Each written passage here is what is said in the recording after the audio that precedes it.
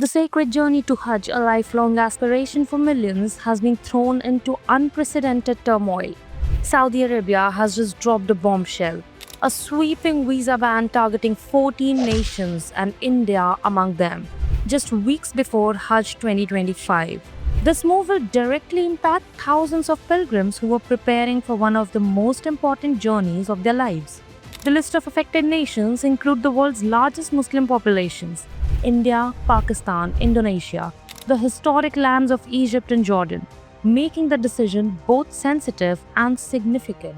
The decision follows the 2024 Hajj tragedy, where over 1,000 unauthorized pilgrims reportedly died due to extreme heat and overcrowding. At the heart of the move is Saudi Arabia's push to centralize the pilgrimage process, ensuring all arrangements go through official platforms to prevent fraud, mismanagement, and congestion. The restrictions specifically target countries with a high number of unregulated or irregular pilgrims, those who enter on tourist or visit visas and then attempt to perform Hajj unofficially. Now, only pilgrims using government-approved Hajj packages will be allowed, and visas will only be issued until April 13th.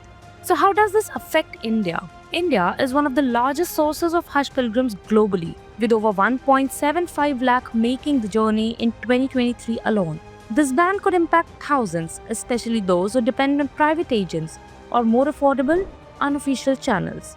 It also puts added pressure on India's already limited and tightly monitored Hajj quota system.